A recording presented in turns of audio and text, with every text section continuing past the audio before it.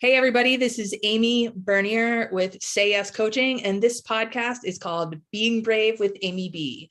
Yes, I changed the name. Amy B is who I am. And today we're going to be talking about, I don't actually know what we're going to be talking about, but it is going to be about bravery. I want to introduce you to my good friend, Marc Greatness Hunter. I've known him for many, many years now, and we met, we became friends instantly, and the rest is history. He's the kind of person where I don't know, we never know what we're going to talk about, but we always talk about awesome things. I feel like slowly but surely we are, looking for solutions for like world peace and stuff. And one of these days we're going to stumble on it and it's going to be really exciting.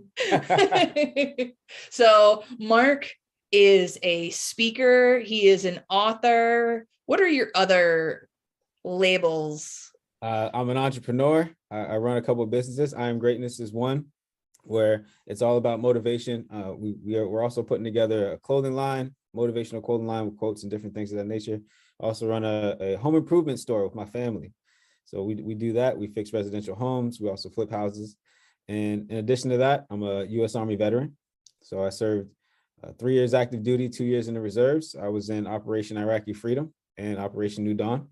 So I have that experience as well. And I'm an all-around good guy. Yeah, you are. Yeah, you are. I endorse Marc Greatness Hunter with all of my heart, 100%. And I just want to acknowledge you. Marc is one of the first people who said yes to being on my podcast when I originally created it. And I have to say, I have a special place in my heart for people that say yes to my visions, and then also are willing to roll with me when things don't actually unfold the way I thought. So I was supposed to have this conversation with Marc, a couple years ago, but I believe in divine timing. So clearly today is the day. And I'm going to start this conversation off with the question to you, in your experience, what does being brave mean to you? Being brave means stepping into your greatness. just as you mentioned. I remember, I want to say it was around 2017, maybe 2016, a little earlier, that I stopped making New Year's resolutions and I started making New Year's statements, right? And one of my statements that first year was to no longer play small. And for some time, I had always felt like, and I don't want to toot my own horn, but I always felt like my intellect, my intellect, or how well I've done, my accomplishments that I've accrued over the years, that I didn't want to throw those, or I didn't feel like I wanted to put those things in people's faces. So I shied away from it. I made myself small to fit in with everybody else. But the reality is I don't fit in with most people. And like I said, toot my own horn, I've done a lot of exceptional things. I've been at the top of classrooms. I've been at the top of my company and platoons in the military. In the business world, I've done very well, as well as in public speaking. I've won and earned accomplishments in that as well. So in every field that I step into, I've done pretty well for myself. And I think that it's important that I don't belittle myself or try to fit in. It's important that I show everybody exactly who I am. And that's, like you mentioned, Marc Greatness Hunter. That's how I got the name. Would you be willing to share that story of choosing to identify as Marc Greatness Hunter? Because ever since I've known you, it's been a part of who you are and how you show up. But there must be a time when you made a decision that this is who you were and then stepped into it. Mm-hmm. Okay, so basically, the nickname came in high school. I was playing on the basketball team for my first couple years, freshman and sophomore year, and then going into my junior year, it was well known that I was one of the top players at the school, if not one of the top two, the best player in the school.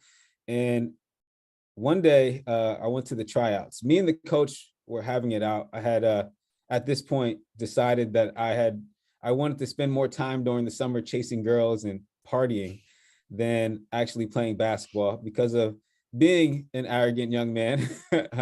So a few times I skipped some summer league basketball games, and me and the coach got into a few arguments about some practice during some practices and things. And into the school year, I went to the tryouts, but I had made the decision that I wasn't going to play for him that year. And almost looking at it as if it was the NBA or something like that. And I could get the coach fired if they had a bad season, which they did end up having a bad season. But I went to the tryouts and I dominated. I showed that I was easily one of the best players in the school. And I remember one day in the hallway, I was hanging out with my girlfriend and I had a few friends around me. And a guy walks up to me, and he was at the tryout, and he cuts between my friends. He shakes my hand and he says, "It was an honor to play against the great one." And and I was kind of taken aback by it. And I remember after that, my friends, they just kept calling me. They were kind of jokingly, "Oh, the great one, this and that," right? And that's actually become my handles for social media. But I told them, I said, "The great one, that's the nickname of Wayne Gretzky. You know, I'm not Wayne Gretzky. Somebody already has that." But I said, you know what? I always liked, there was a football player, his nickname was Sweetness. He played for the Chicago Bears, he was a running back, Walter Payton. And I liked the nickname Sweetness. And I said, you know what? You can call me Greatness. And then from that point on, to this day, friends from high school, if I call them and they answer the phone, that's the first thing that they say to me. They say, "Greatness." Yes.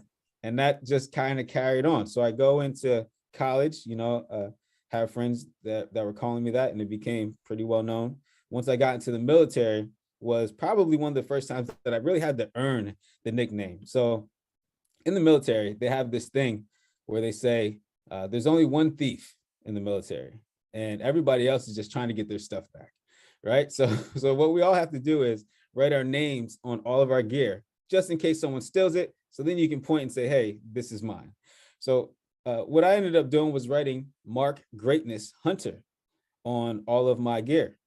And I remember a lot of times people would ask me, like, "What's up with this greatness stuff? What's up with, you writing greatness as your middle name here or whatever?" And I told them, "Oh, it's my nickname." But I also kind of felt weird because this is my nickname from playing basketball, and by this point, I'm 22 years old.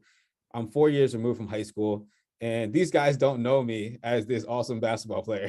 They know me as this private in the military who's actually doing pretty terrible as his first year in the military. And I had to prove myself as to why I had this nickname. And by the time that I left, they were calling me Greatness as well. So it was definitely something that became almost like an affirmation for myself, because I was always writing it on different things and on my gear. So by the time I left, everybody was calling me Greatness, and it was a good That's feeling. amazing. That's amazing. So when you first got this nickname, you were really, really, really like kind of a star in basketball, and you could Right. kind of like choose whether you were going to play or not. Did Right. you find yourself like, was it something that came naturally, or did you have to work hard for it, or what was Basketball? your, yeah, like, Mhm. what was your process? Like, were you like, well, yeah, I'm Greatness because you already had that confidence? Or like, I'm curious about like the lead up to even being really good at basketball. So I would be honest, I didn't have that much confidence even as a basketball player. It just was like a thing that I really enjoyed doing. I played basketball all the time. I'd be in my driveway. I remember my dad bought a hoop for the driveway and actually extended the pavement so I have more room to play. He used to take me to some of the public courts, and I would play against grown men from the time that I was around 12 years old. And it was just something that I was passionate about. Also being, if you ever read the book, there's a book by Malcolm Gladwell where it's called Tipping Point. No, maybe it was Tipping Point. It's about But 10,000 hours. yeah, that That one, one. the one where he talks about the 10,000 hours. In that book, he mentions that there are, the people who are born in like September in like I think August and September and play winter sports, they grow a little bit faster. They have a little bit of an edge over other people. So I was a little bit taller. I was a little bit faster, and it just happened that way where I was always kind of one of the best players. And as a result of being one of the best players and something coming easily to you, you want to do it more, you know? So Mm-hmm. I built up my skill, and I was well known from the time that I was like 11 or 12 as one of the top guys. And then that just carried on because I just loved to play the game because it came to me so easily. And then once I got to high school, and I started having those fallouts with the coaches, being a little bit too arrogant, having always been one of the better players. That's kind of where the falling out came. And then the nickname also came because I just love playing the sport. Sidebar, even though I didn't play for the the high school team that year, I went and I played in the church league and we won the championship. So oh, that's awesome. If that's yeah. not greatness, I don't know what is. So did that nickname, like, was there like an uncertainty, or there would like, oh, like, I don't know if this fits me, like this, that's a pretty big label, if you want to Right. call it that. There's probably a better word for that. A pretty big like name, let's say, to live up to. Did you own it like right from the beginning? Like, no. Okay. Not from the beginning. From the beginning, it was just like a joke amongst me and my friends. It Right, wasn't right. anything that I took seriously. But once I got into the middle, it was as it continued to, I continued to be called that. And as I got into the military, that was where I was more self-conscious about it. And I remember, like I was telling you that story where the first time someone asked me, "What is this greatness stuff? Why are you putting Marc Greatness Hunter on this?" I was terrible. The first thought was just like, man, what can I tell him? Like, I kind of put my head down and I didn't know how to really say anything or what to tell him. I felt like, maybe this doesn't fit me, because at that time in the military, I was probably one of the worst soldiers. Can I curse? Oh yeah, curse Okay. away. Yeah, of course. So in the military, it's me. You can curse. So in the military, especially early on, when I got to my first unit, I was labeled a shitbag. I was one of the worst guy. I didn't want to be there. I had no actual interest in being in the military ever in my life. It just happened to be somewhere I ended up. And I didn't find any pleasure or fun in anything that we were doing. I didn't want to go to war. And I'm in this place basically by myself, no more friends. I'm no longer the cool guy, the party guy. And I'm in this strict environment that I'm not succeeding in. So writing Marc Greatness Hunter on these things, it was, once the person asked me, I was like, man, I don't know what to tell you. You know what I mean? But from that point on, when they said it, I went out and I made the decision to prove it. Like, let me show these guys, what I'm about and why I got that nickname. So I don't know much about like choosing to go into the military or what, that experience is like. Could you, if you're open to it, would you be open to giving kind of like, you said, oh, I fell into this. I'm not somebody that was desiring to go into war. It really didn't fit who I was. So the first question that pops up is, then how did you get there? How did you get to that spot? Yeah. So what ended up happening was, I go off to college, and college was okay. Like I said, college, I made some great friends, and some friends that lasted a lifetime that I'm still friends with today. But I didn't enjoy school. I enjoyed the social aspect of it. I didn't like going to class. I found a girl who, by all means, at that point was the love of my life. And I expected to go off and marry her and be with her forever. And even though that didn't end up, we're still friends to this day. Yay! But I started to kind of flunk out. I started dropping classes, and I made the decision that it was time for me to kind of move on with my life, that I had to go do something else because college wasn't it. And I remember I was trying to go get some jobs. Oh, but you know what? Before that, being a broke college student, I had made a poor decision. I decided one day to go and shoplift from a grocery store that was nearby my apartment. And I had done this many times before, and I ended up stealing some canned goods. And what what ended up happening, the guy caught me. And I'll say this, I had a New Year's resolution to stop stealing that year. And this was in 2008. I said, I'm going to stop stealing this year. I go to that store. It was called McClanahan's. I said, this is the last time I'm ever going to steal. I go in there and I got caught. And I felt that it was just, that I deserved to be caught. I said I wasn't going to do it anymore. I did it one more time. And I go to the back. The guy says, what did you steal? I show him a few of the canned goods. It ended up being, I think, $7 or something like that worth of canned goods. Between, I'm not exactly sure, but between $7 and $15 worth of stuff. And ended up paying over $1,000 for the what I had to pay for the courts and what I had to pay to the store. But now, as a result of having, a retail theft on my record, it was a much harder job for me to get a job. It was much harder for that. People were giving me interviews.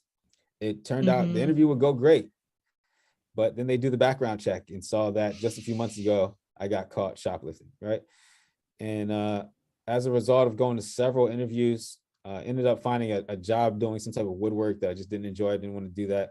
And one day I go to a call center. The guy doesn't even give me an interview. He just says, hey, you got retail theft on your record. I can't hire you. And at that point, I was kind of dressed pretty snazzy, wearing like a little suit thing for the interview. And I walked straight to the recruiter's office. From there, I was still at Penn State University. So I actually enlisted in the military that day at Penn State University at the recruiting office. That's so interesting. When you were starting to tell the story, there was a part of me that was like, he's going to let you off. He's going to let you off. It's only $7 or even 15. Like, that's so minimal. And, obviously me to the fullest. Upon reflection, you said you felt it was just. Do you think that your life may have played out differently had that not occurred? Do you think you would have stuck to your resolution? Like, I don't want to say, was this a pivotal point in your life? Like, enough that it was important that it happened? Or am I going too far in saying that? No, I think that was a pivotal point. Like, so I had created, a boundary. I was saying, going into this new year, I'm never going to steal again. This will be the last time. And I think that sometimes, God will show you, hey, listen, you said you weren't going to do it again. You did it one more time.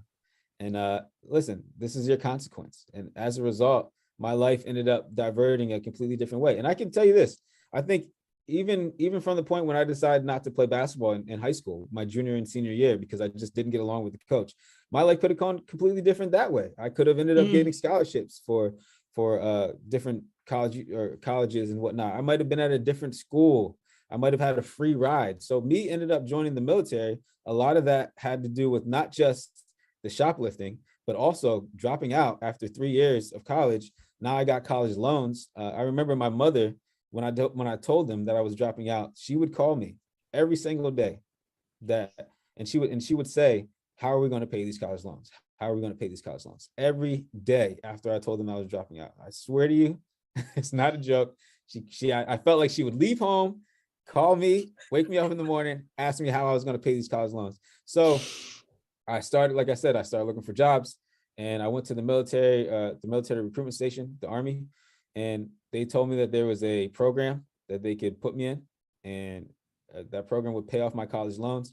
They could also, because of the college that I've already been taking part of, the credits that I had, they can give me a bonus. I think the bonus was like $7,000 or $8,000, and then they were going to pay off the other $56,000 that I had in loans. So I signed up. I chose the job. I took the test that day, and I walked out of there. And the next morning, when my mother called me, she said, how are we going to pay these college loans? And I said, I joined the military. They're going to take care of everything. And I hung up the phone. That's powerful. So it was an answer. It was a solution to a problem. I couldn't find a job. And I also had huge bills coming, in the very near future. So it kind of answered all of those problems. Wow. Let me turn this light off. Okay. Yeah, sure. That's right. It's later over there. for you. Cut 2 hours, 2 hours time difference. A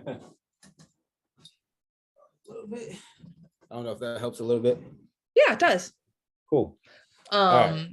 So at this point, you're telling me all of this stuff. There's so many other conversations that we've had together. And I see you as someone who embodies this greatness. Mm-hmm. And it's not necessarily because you're great at everything, but from my perspective, you're an open person, you're a willing person, you learn, you're willing to try again. You have those qualities where you just keep moving forward no matter what happens, And so like, there's a part of me that's like, hearing these stories that I'd never heard before. And I'm like, really? And I think that there's so much bravery. This whole podcast is about bravery. And really, to me, everyone has a brave story. Everyone has a multitude of brave stories. But so often it comes down to, from my point of view, like being with yourself and then making a decision for you, even if it's scary or uncomfortable, or, if whether it's perceived by others as being a small risk, a large risk, it doesn't even matter. Like every decision that we make for us, saying yes for us in that moment, even if, down the road we think, oh shit, I made the wrong choice or whatever. In the moment that we say yes to something, that's a moment of bravery. Sure. What do you think? No, I agree with you wholeheartedly. When once I got to the military, one of the toughest things to do was to acclimate. And I'll tell you that I used to consider myself, especially when I got there, that I was a hippie. I was a hippie in the military. I wasn't for it at all. And acclimating and kind of really becoming a soldier was difficult for me. And I think that had a lot to do with the first year where I was fighting against it. And once I decided to really step into it, said, hey, you know what? I'm not getting out of here, anytime soon. I got 3 years of this. So let's get through it the best way that we can. And the best way to get through it is to do your time and become the best soldier that you can be. So I stepped into that. I saw who was the guy who's doing the best on the PT test, who was the guy who seemed the smartest. I started to build my own crew. Next thing you know, I have a crew of guys who are accomplishing things, going to military schools that are doing the right thing. And I became that as well. And I became one of the top guys as a result. So what kinds of decisions does hippie Marc, or what does it look like to go from hippie Marc to like soldier Marc? Okay. Like that can't be an easy transition. And did you feel like you could remain there? Hippie Marc was still alive and well in there while you were stepping into what you felt you had to do, which was embrace where you are and be the best soldier that you could be. What's that like? Like, what's that transformation experience like for you? So the part of me that did remain, and to this day, I still hold on to this, was, the way that you felt at that time, always remember that, you're not, or let me rephrase that. The way that I felt by the way that people were treating me when I was down, the guy that nobody wanted to be around, I remembered that. And I never wanted to make anybody else feel that. So the hippie part of me maintained this idea that we all deserve respect, because in the military, there's this thing that they said to me time and time again: respect is earned, respect is earned, respect is earned. And I don't agree with that. I think that as a human being, you deserve respect. It's just a part of being human. Respect me, show me respect. It got to a point where I was threatening to fight people because I felt like I was constantly being disrespected. They weren't treating me like a man. And obviously that was something that I had to overcome, and I had to show them that, I could be better. But at the end of the day, when you're not treating me right, how is it that you can expect me to want to fight for you if when you're not treating me as an equal, or if you're not treating me like a human being? So once I started to progress as a soldier, once I got the intelligence, I started reading up about my job more and learning about it. I started working on my physical fitness. I became one of the top guys, and as far as the physical training and fitness was concerned. It it all kind of came together, but I never allowed guys who came after me, or the guys that were in there with me at the same time, I never allowed for them to be mistreated. And I became known as a guy who stood up for others if I saw others being mistreated. I was willing to do the push-ups and take the punishment, as long as I was able to get into someone's face and let them know, like, hey, treating this person this way isn't right. So the hippie part of me still maintained to a degree, but I definitely became somewhat of a super soldier in the aspect that I was really into my job. I've gained a profound love for this country and for what I had to do while we were in Iraq. But that was the transformation. I became a U.S. Army soldier for real. I didn't half-ass it anymore. So, man, I had a question. I feel like it just evaded me. Let me sit with this for just a second.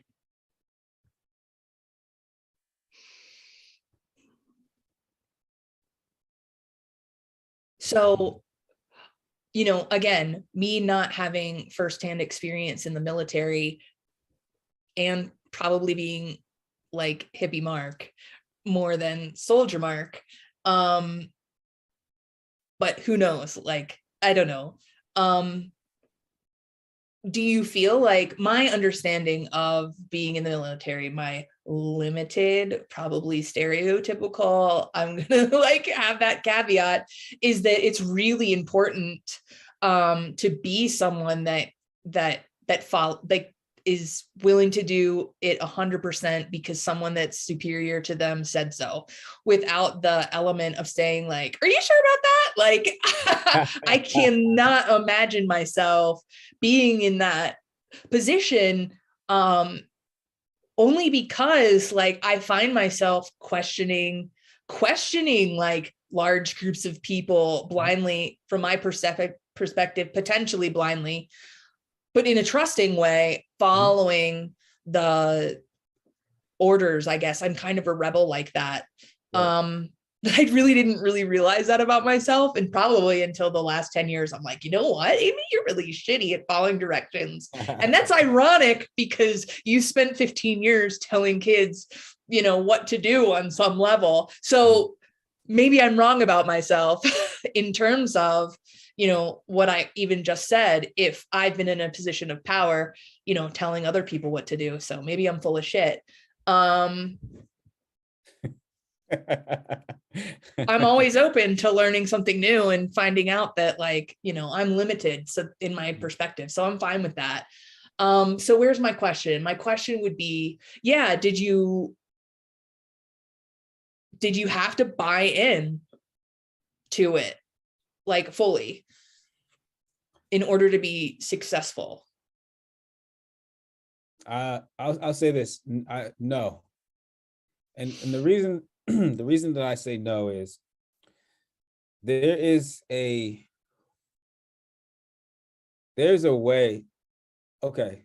So remember I was saying how the you have to earn respect thing in the military. Mm-hmm. I feel like it's not respect that you have to earn. It's the right to be a leader, right? I feel like there were guys who were a part of my leadership. My team leader when I first got in was a guy who was really hard on me, who made me want to quit the military. And I'll tell you, this is the craziest thing. When I got to the first day that I got to Kelly Hill, which is where I was at Fort Benning,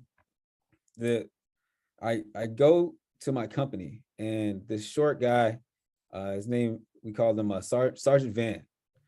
He is my team leader. He has us all in the office. There's maybe about, I want to say, 3 or 4 privates, brand new guys. And he looks at me and he says, I know a guy who looked just like you, and he was a piece of shit. And that's all he said to me. He said, he was a piece of shit, and I'm expecting you to be a piece of shit too. This is the first day. Never met the guy. Never said anything wrong to him. Never did anything wrong. It's my first day. And then from that day on, he treated me disrespectfully.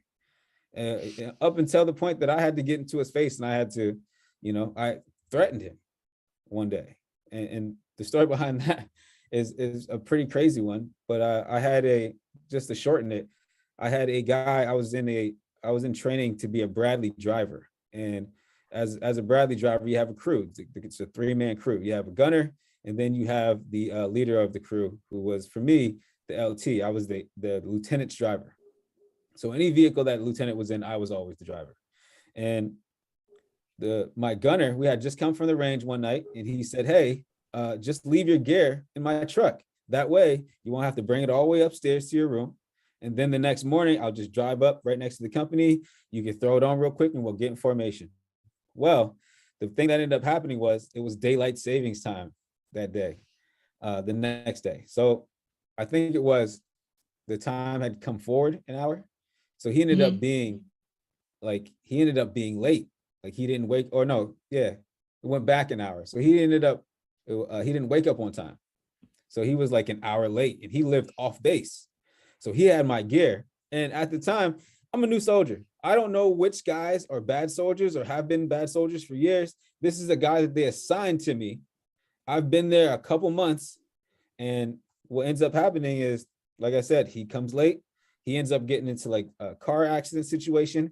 I don't have my gear. I look worse, on top of already having been one of the worst soldiers there at that time, and constantly being punished and put in situations where I had to do a whole bunch of extra physical activity, smoke sessions and whatnot. And I remember my team leader just saying, Hunter, drop. And I started doing push-ups. And up to this point, this was, like I said, a daily thing where if I did something wrong, I was being punished. If I didn't do something wrong, I was being punished. And when I say if I didn't do something wrong, I mean, if the commander of our company, the commander is typically the captain, he leads our company. If he told me that I could leave early, I would then go, I'd leave early, I'd take a taxi to go do something. And my team leader, who was like the lowest leader on the totem pole, would tell me to come back to the company, and he'd smoke me before I leave the company because I didn't tell him that I was leaving. Stupid stuff like that. I would be punished for. So like I said, if I did something wrong, I got punished. If I didn't do something wrong, I got punished. And it really started to wear on me. And then this day, after this happened, where my gunner didn't show up, I just had enough. And I remember I'm doing push-ups and I got tears in my eyes, and I stood up, and I remember the guy next to me, his name was Dish. And he said to me, he's like, dude, don't do it. And I was just like, fuck this, man. And I walked out of formation and I started walking back to my room. I was like, listen, I quit. I said, dude, I was like, this is like my second or third month at that point. I'm like, I cannot do this for 3 years. I said, there's no way. My body is exhausted. You guys are forcing me to do all this physical exertion every day. I'm also going to the gym. I'm trying to be better because you guys are telling me that I'm a piece of shit. I can't do this anymore. Like I said, free flowing tears coming down my face. And this guy's yelling at me, just Hunter, just standing behind me, screaming.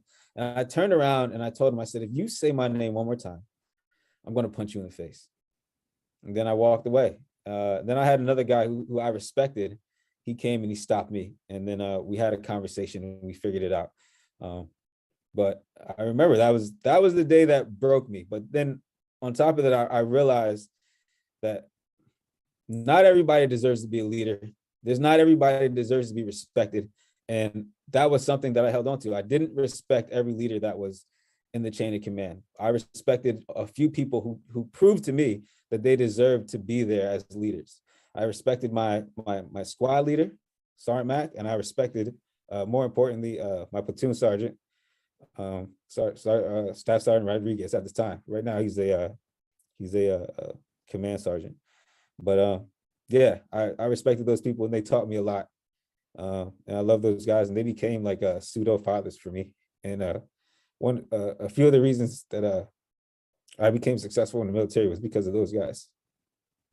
So ultimately, the dude that was basically harassing you, like the little that I know about the military is like, is that commonplace? Like do they choose one person and like basically try to destroy that? Like, is that a lesson for everybody? Like, is there justification behind this? Or is this dude like, he's power hungry, he's lost all ability to be empathetic or compassionate, and he's just fucking working his power because he probably gets off on it? Like, what's your perspective? So I think that the power hungry part had a lot to do with it. The guy, this was a short guy. So I don't know, they say that, Little that Napoleonic complex, right, if you will. So he was a little guy, but obviously in the military, it doesn't matter if he's an E5 or a sergeant, he has the power and I have to listen. But what I didn't know, especially because I was a new soldier, was that what he was doing was considered abuse. And there were things that I could have, actions that I could have taken to get it to stop, but I didn't know. But you know what? The worst part about it was, and just kind of like circle back to what I said before, there were people around me, soldiers, who knew that what he was doing was wrong. And to this day, sometimes people will reach out to me and they talk to me and they say, hey man, like, congratulations on what you ended up becoming in the military and beyond. Because I remember what used to go on your early year when you got into the military, and you went through a lot and you shouldn't have had to go through that. So people knew that what that guy was doing was abusive and was wrong. But sometimes God puts you in these situations, and you come out of them stronger. That same team leader ended up getting kicked out of the company because he started to do things that were over our first sergeant's head, which is also one of the leaders of the company. So our first sergeant got him out of there, and thank God, because it made my life a little bit easier. Didn't get a lot easier, but a little bit easier, because I didn't have to deal with somebody abusing me up to that point. But after that, I learned about legally what I could have done and how I could have overcame that, and I shouldn't have had to go through that. And like I said, I became the guy to put my foot down if I saw somebody else going through situations like that, because so many people had let me down early on in my career. Right. I feel like this lends itself to a conversation around if somebody's being mistreated and there's a group of people that are afraid, because it's against the rules or whatever, like there's so many people that out of fear for themselves and retribution, because they don't want to. It's like I had a situation like this when I was teaching in the inner city, and what I found was I was being targeted by my principal, and people would avoid me like the plague, as if that abuse was contagious. And very few people would, if any people, would even acknowledge what was going on. And that's a really scary place to be, when in some ways, in my experience in teaching, was you don't know what to do to make it stop. And for me at the time, I was so willing to believe that it was me. Like, I somehow lost the ability to tell myself, this person is wrong. This person is in power and they're using it against you. And I forgot that I had the ability to take actions to make it stop. I just fully gave my power to that person and thought they must be right, or it wouldn't be happening. Right. They must be right. And I think, I've always been that kind of person to stand up for others, even if I felt like I was going to get in trouble. But I think as a kid, I was. But I think with this experience as an adult, you realize that we get into these systems. It might be a job situation, it might be the military, it might be even a relationship, where where slowly but surely we start to believe that the system is right. And we lose our sense of, I don't want to say lose our sense of humanity, but we think that we need to, or I'll speak from my own experience. I thought I must have been doing something wrong and I just didn't see it. I'm following all the fucking rules. I'm doing all the work and I'm actually breaking down because I'm going outside of work and doing more work and doing more research and like all of this stuff. Like I bought into it.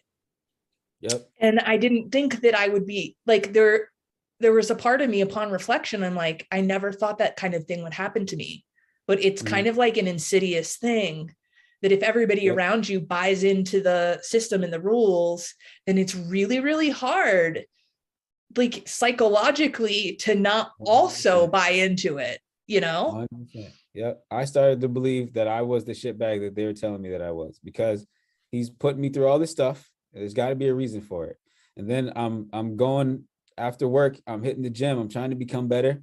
And then I'm coming back into work for more. And it got to a point where it was hard for me to roll over at night and sleep because my body was just so sore from attempting to become better, because I just felt like that I was the piece of shit that they were telling me that I was. And then you get that confirmation from everybody else around you. And now on top of that, because you're working so hard, it looks even worse. I remember times where he would tell me to drop and my muscles had just been, so sore, so tired that I would only be able to do a few push-ups. So I ended up looking, as a result of trying to be better, looking even more pathetic than I had previously.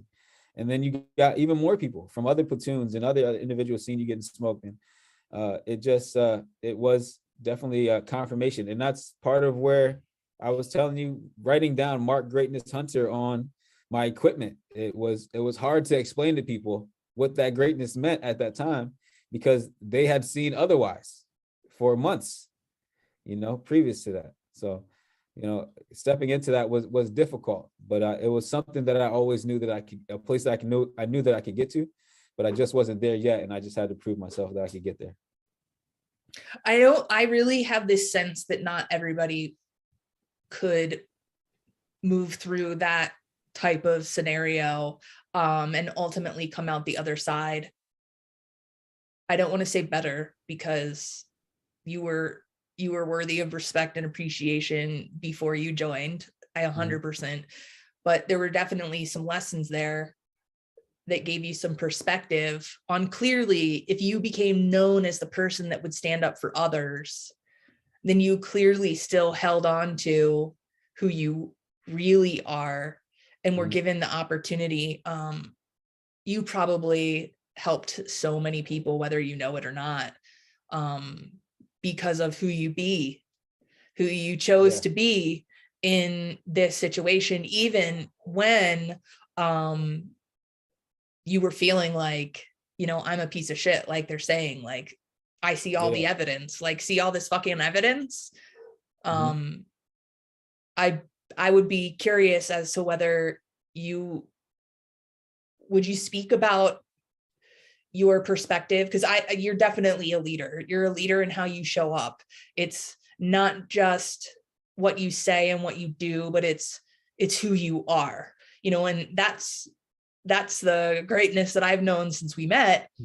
Do you believe that what's your perspective on leadership? What makes a good leader? Has that experience allowed you to become a better leader? Yeah, for sure. So I would say what makes a great leader is someone who is, one, I'll say, leads by example, right? So you're not just telling people what to do. You're doing yourself. You're like I mentioned, my platoon sergeant, he scored 300 points on the PT test at that time. Every time that we took it, he showed us that, hey, listen, you can get a perfect score. You should be able to get a perfect score because I can get a perfect score. He was the one who taught me how to carry my weapon properly, different things of that nature. He led by example, and then he showed me exactly what he did in order to be better as well. So I think that it's important that you, one, lead by example, and two, be compassionate. Like when I was being smoked and made fun of, and a lot of the reason that I had, I think, 2 or 3 friends at that time, and the people that hung out with me were the other soldiers that were in my platoon, like who were new guys. So it was like only a couple guys who were from my squad who were also going through the same stuff with that team leader, even though I think I had it a little bit worse than them. They were the only people who would hang out with me. And then they didn't, like I said, because they weren't getting it as bad as me, they weren't seen as shitbags. So they had opportunities to hang out with other soldiers. Other soldiers wanted to be around them. But when you're the shitbag, nobody wants to hang out with the shitty soldiers, right? So I ended up being alone a lot of the time, by myself on weekends, and I would, and it's as a result of that bad name being put out there, because you have a team leader who's putting you through the mud and saying terrible things about you.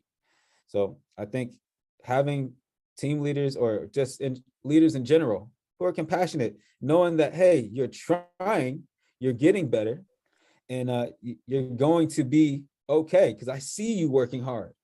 That's not what was happening with me. They could see that I was working hard. People can confirm that I was in the gym every night, working out with guys. I had a friend his name was Bailey. He played on a college football team, and I would go to the gym with him, and I would learn how to lift weights and different things like that before I started to learn on my own. So I was getting competent information from people, but at the end of the day, that's not what they saw. They saw the fact that the next day I could barely do any push-ups because my muscles were sore. Oh, it must be because you're just out of shape.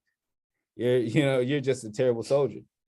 But that's not what the case was. But when you have leaders like I was saying, my platoon sergeant Rodriguez, there were situations where I could have gotten it much worse. And I remember a specific one where I had sprained my ankle, and I know I had done something that I messed up. I had forgotten my weapon in a porta potty, right? Somebody found it, and they came and they got me, and they said, "Is this yours?" And I said, "Yeah." And I knew that I was going to get it, right?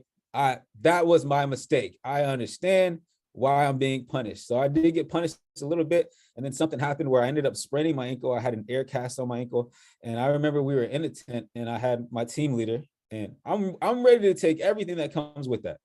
My team leader goes over to him, and he says, like, "Hey, we want to take Hunter out back, and we're gonna, like roll him around and stuff like that, or whatever punishment they wanted me to do." And I remember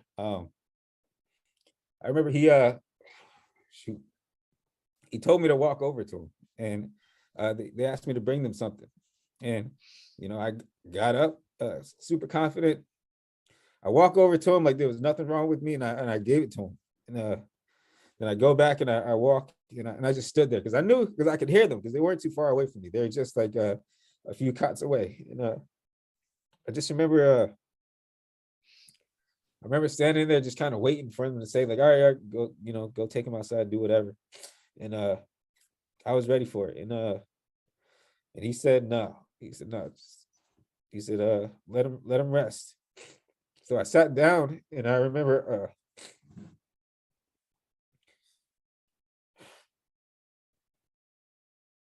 I sat down, and I took off, I started to take my boot off, and I took off the air cast.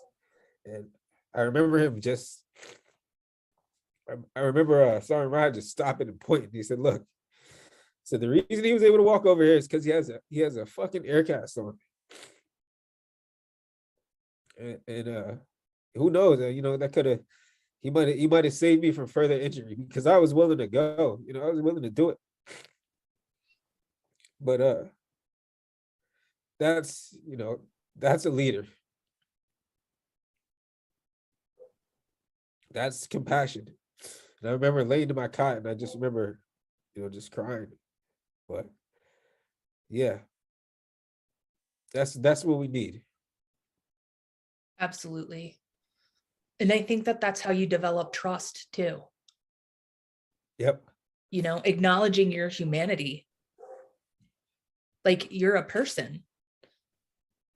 Sure. that's really giving it everything without any kind of acknowledgement. I was willing to give 100%. It didn't matter. I know I made a mistake.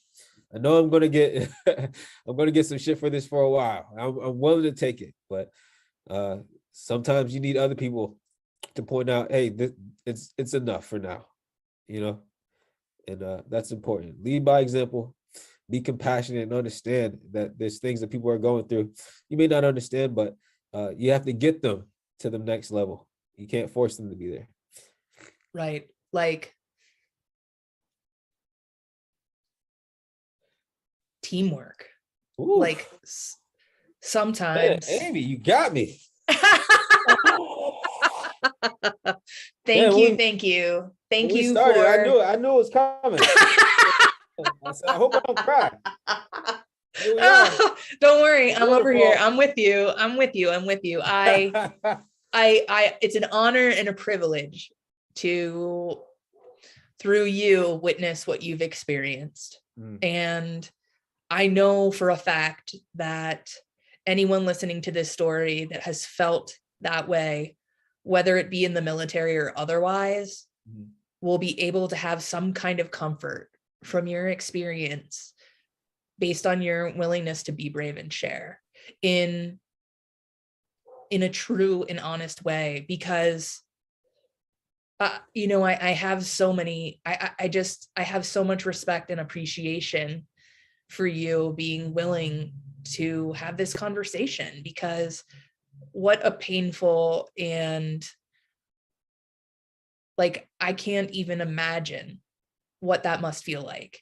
And there are others who have been through that kind of suffering and pain.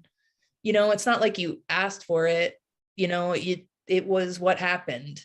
And right.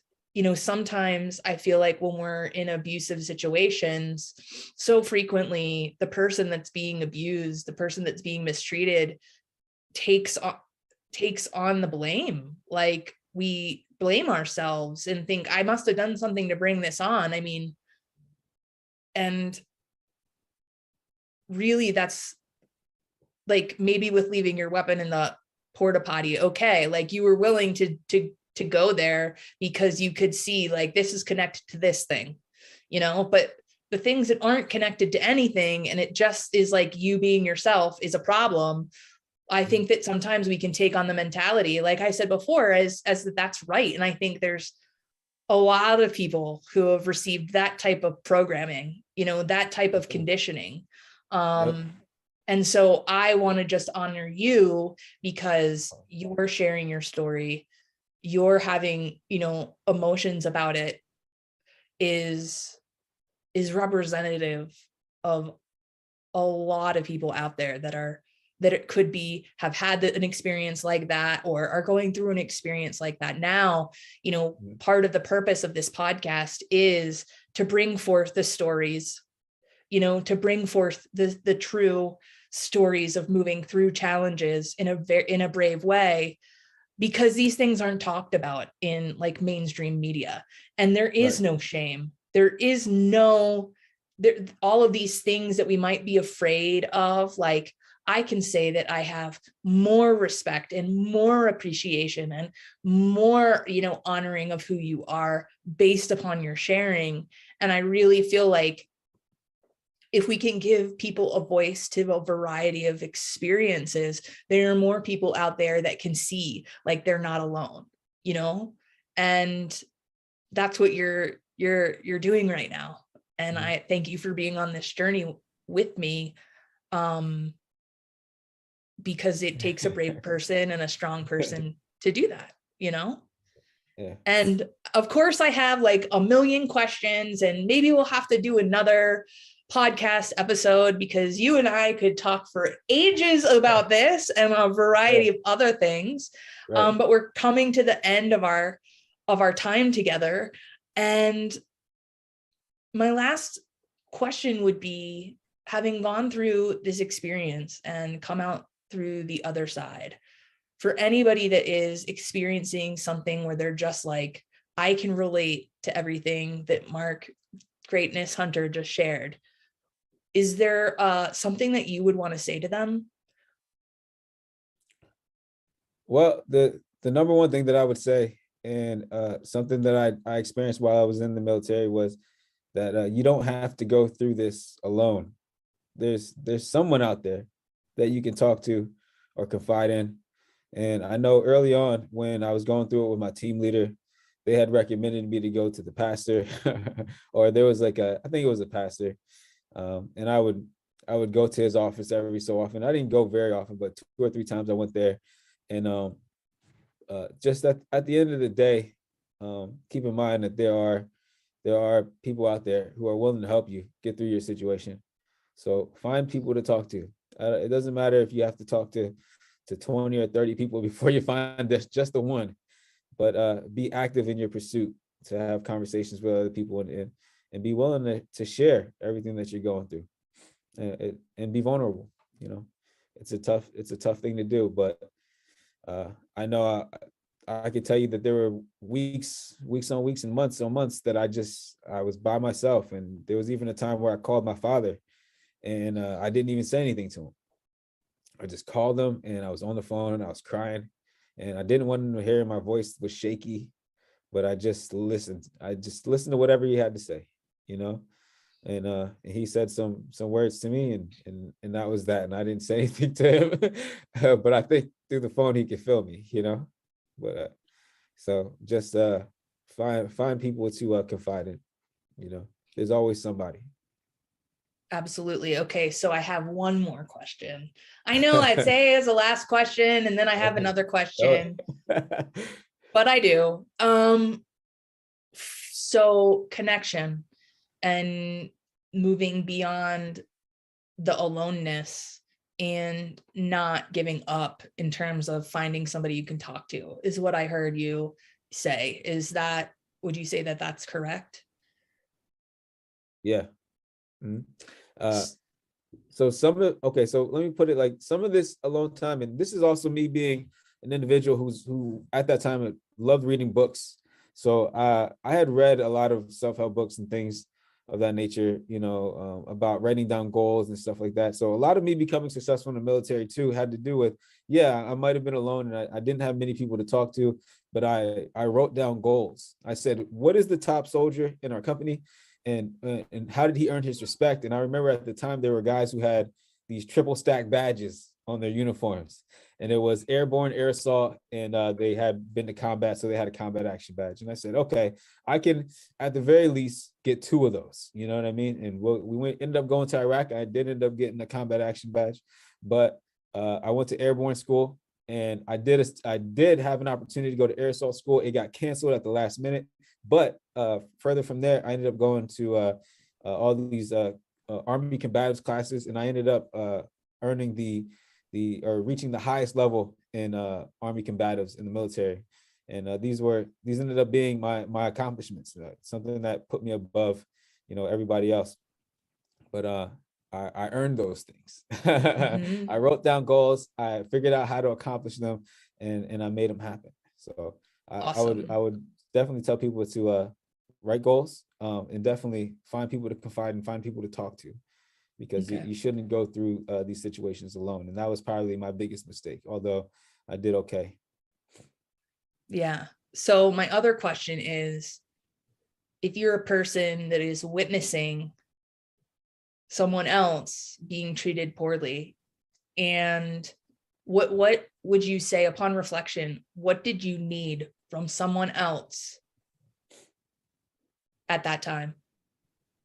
What did I need from someone else? Yeah, like if you could, a lot of what you said was there were a lot of people mm-hmm. who were witnessing this and knew that this dude was going was violating some rights and all of that. Man. What could have happened? Like, what would have made it, I don't want to say better, that's not the right word, but what would have helped? Like, if your experience was them not really doing anything, what did you need from them? Man, I'm going to tell you something, man, and I don't know if everybody can do this, but for some people, it's just in you.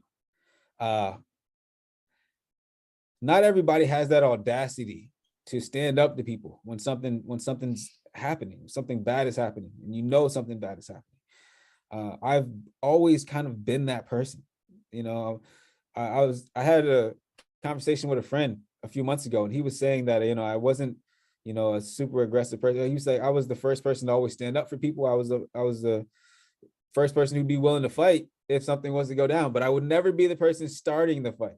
I wasn't that guy, but I was willing to step in, if something wasn't going the way that it should go, if somebody was being treated improperly. So it wasn't something that that I learned. It was something that was already in me. And I'll be honest, like some people, just the people who didn't step in, which no one did, I just don't think that they had it in them, because they knew that because in some situations, you take the place of the person who's being mistreated. And because now you got to think, I'm a guy who's a lower rank.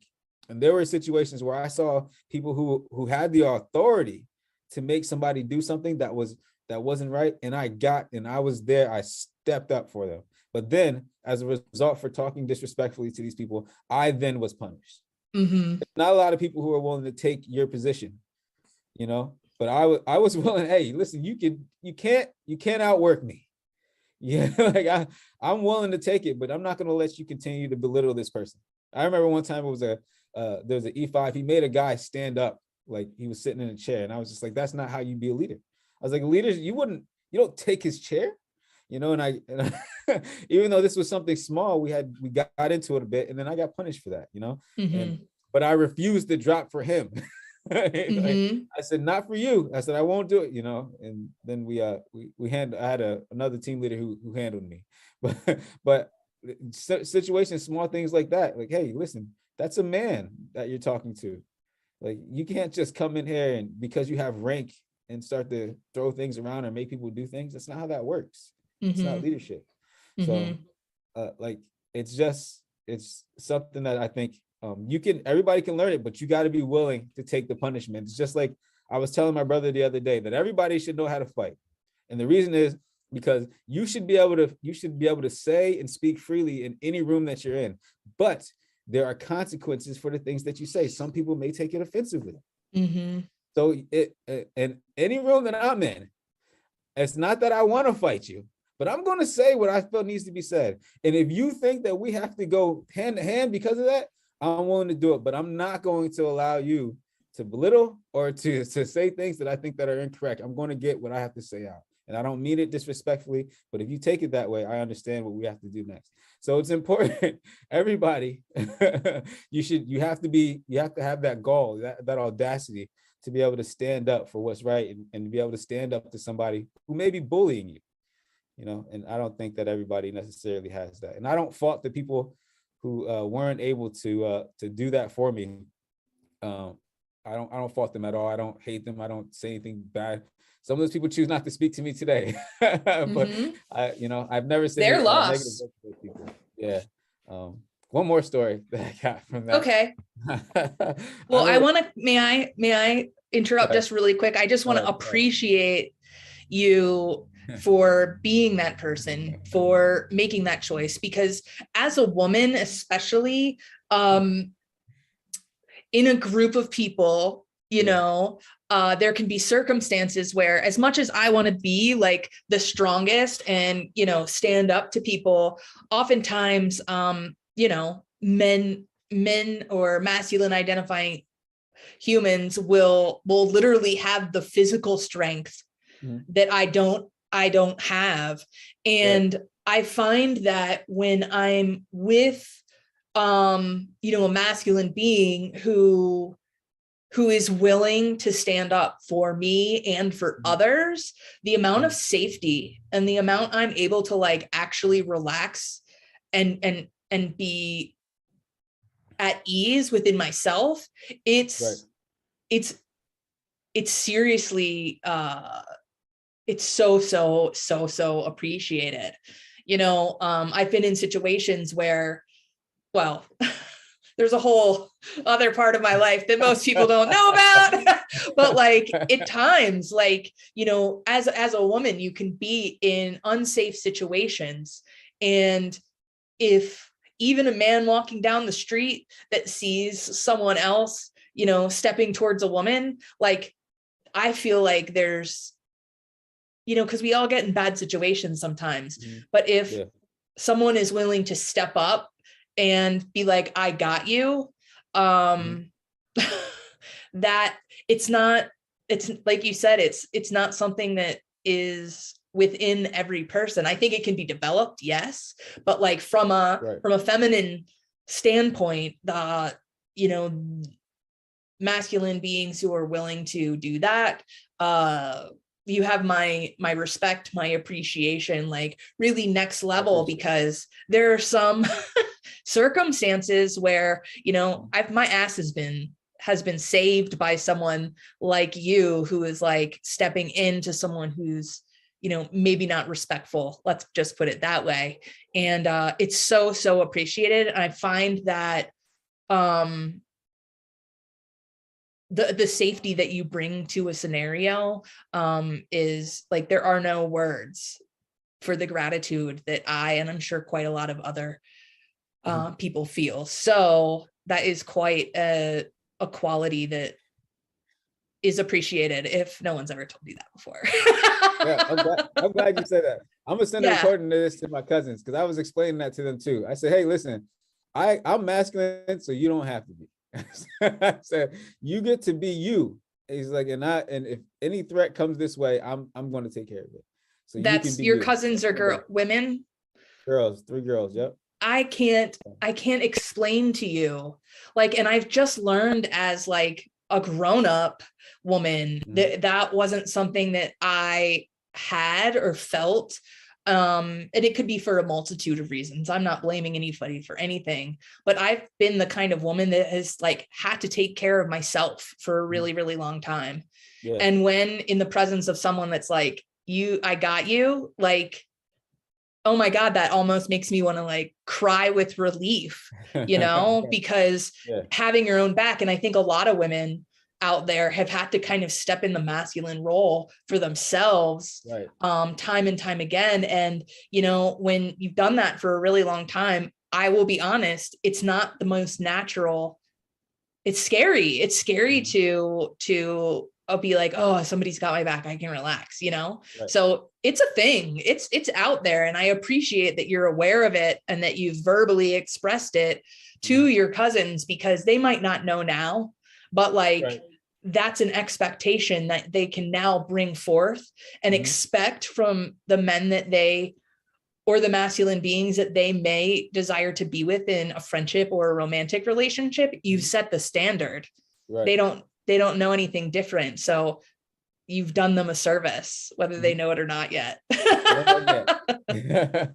that last story that I wanted to tell you, similar to like just standing up for people. I remember one time, me and those 3 guys that I used to hang out with that were on my team, we are all inside of a room, and we were talking about Sergeant Van and how he's been mistreating us.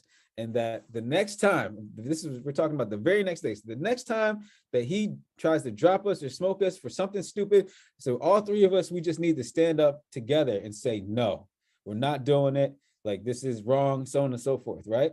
So comes the next day, Sergeant Van told us to drop for something dumb, for something that just wasn't, something that we should have dropped for. And I remember I stood there and I said, no, I said, hey, we talked about this last night, so we're not dropping. I turned and I look at the other 3 guys, they're all down on the ground. All three of them were in the push-up position. And I'm standing there trying to tell us, Sergeant Van, you're wrong, we're not doing it. We about this. I turned like, I was like, oh man, y'all, we talked about this, but yeah, they left me stranded by myself. But like I said, it's just, like I said, it's in me. That's just something that's in me. So absolutely, it's in me too. And I think that in many ways it looks different, like just with the different like protests and things that have happened, specifically with Black Lives Matter. Like, it's been really interesting because I've always considered myself like what's the word?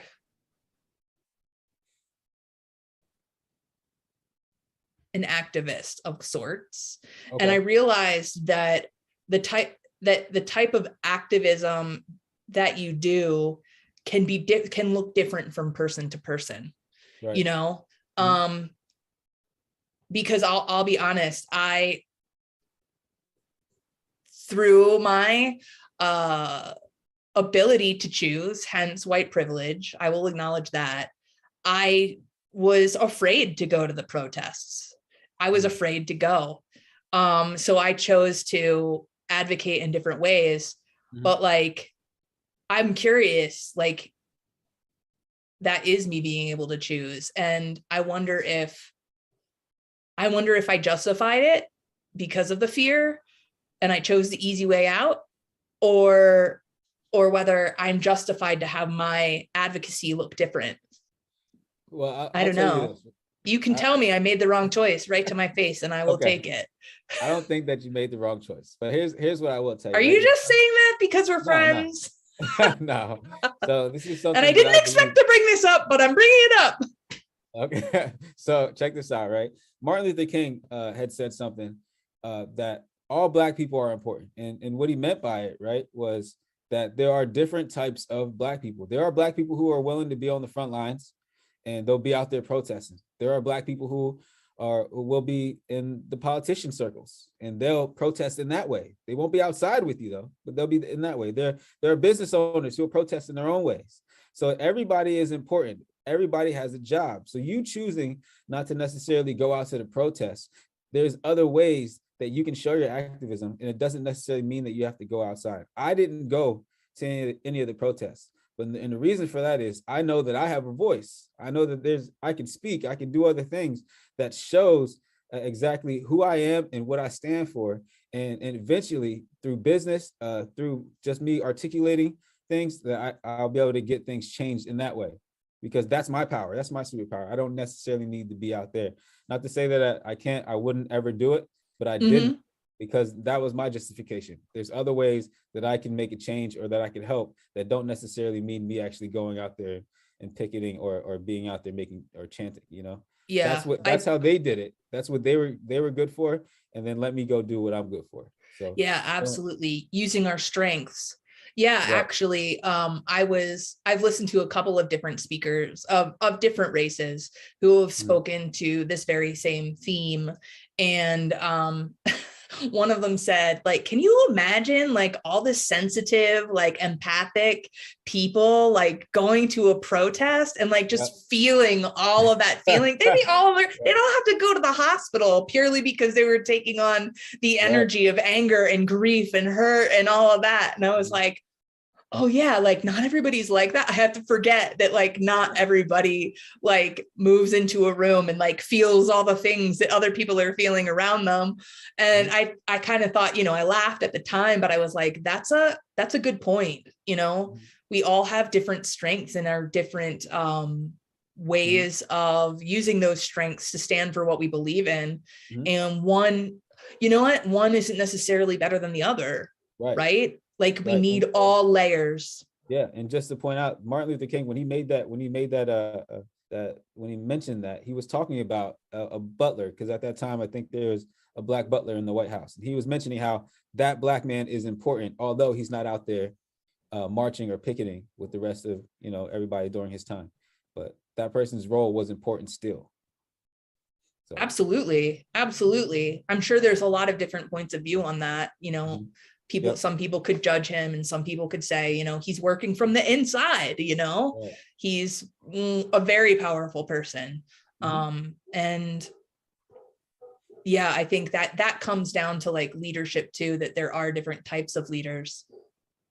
And I think what the world is needing now is compassionate leaders, especially people that are willing to have awkward, weird conversations that might not be quote unquote mainstream socially acceptable, but fuck that. Who said that was right? Like, look at all the problems we have. Like, we got to do something different. So let's start talking about shit, Sure. Definitely. So any more stories before I wrap us up? No, off the top of my head, I don't got anything unless you got okay.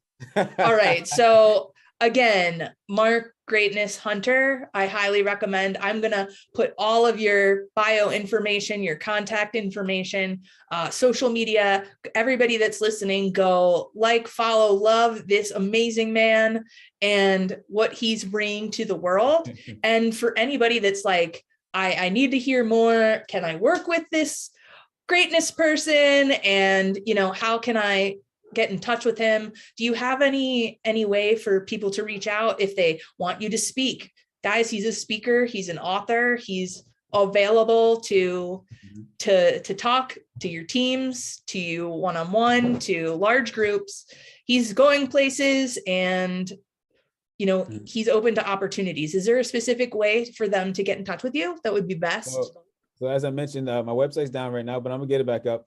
The best way to reach out to me would be through the social media handles, like you mentioned. I got a Facebook page, and it's facebook.com/thegreat1, THEGR80NE. Same thing for Instagram and Twitter. If you look at my bio, there's actually a link that goes to my website for the Contact Us page, and it shows you how you can reach out to me to be a speaker or to be on podcasts or anything. So just reach out to me that way. Find me on social media. Awesome. I just want to say, say, find me Marc Greatness Hunter. That comes up in the search.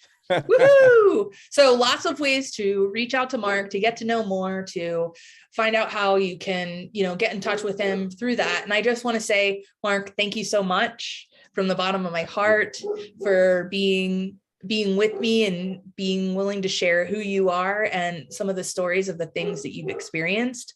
It's an honor and privilege, as always.